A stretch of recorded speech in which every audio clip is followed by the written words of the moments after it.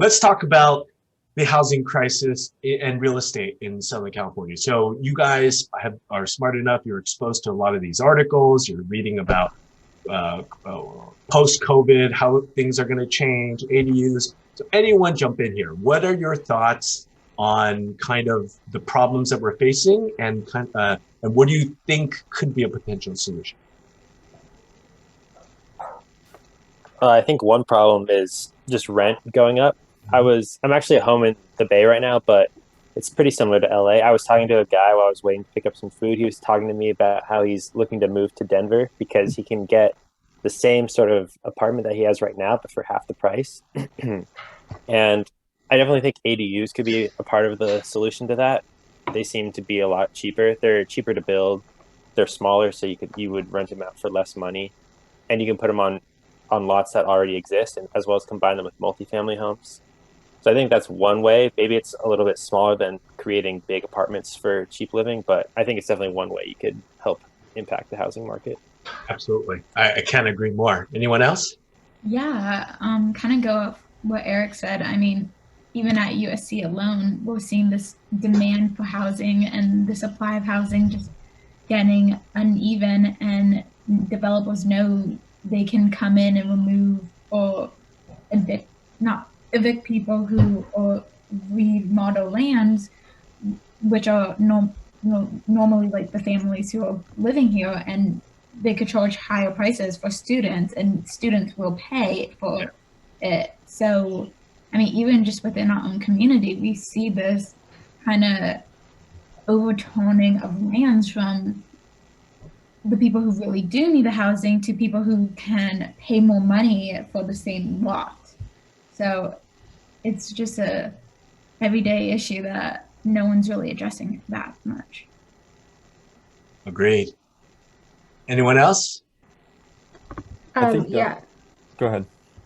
Yeah, so I think another solution that we had talked about, I think that one of the clubhouse meetings was converting office space to like residential space, which is I thought was really interesting, especially now since COVID and people are working from home, so office space isn't as needed. That's a very efficient way to just convert that land and make it residential.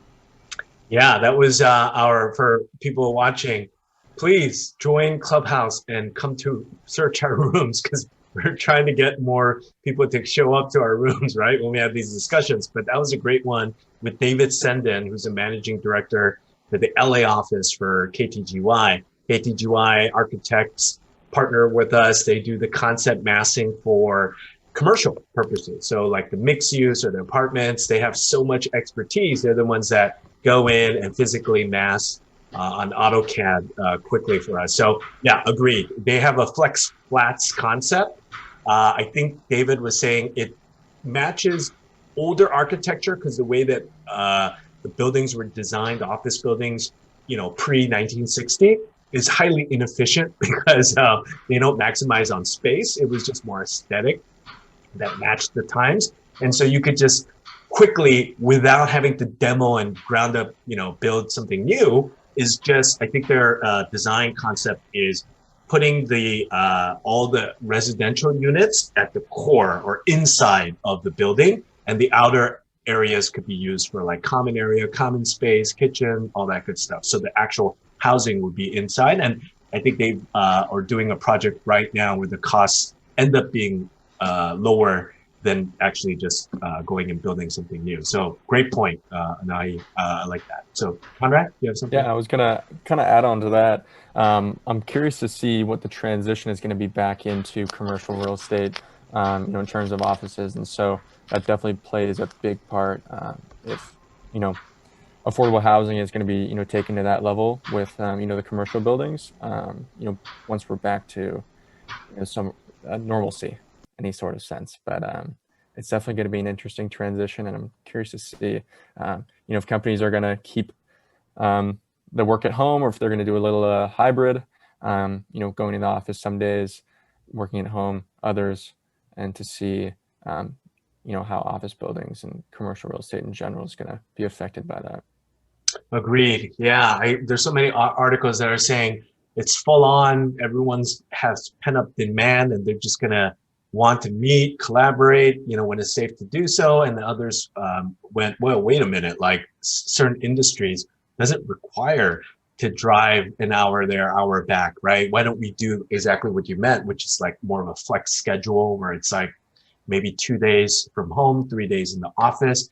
And I think all of those solutions make sense. I think they should just be catered to your industry, your role, right? And, sometimes biz dev, unfortunately, remotely doesn't work out as well. So, for someone like us, we definitely need to be in seminars, in meetings, in conferences and stuff like that. But if you're doing analytics, coding, right, like a lot of that operational stuff, I think if you want, it should be optional for you to go in the office. You want to have a lunch, you want to talk, you want to, that should be your option. But I think you could well work from home doing that as well.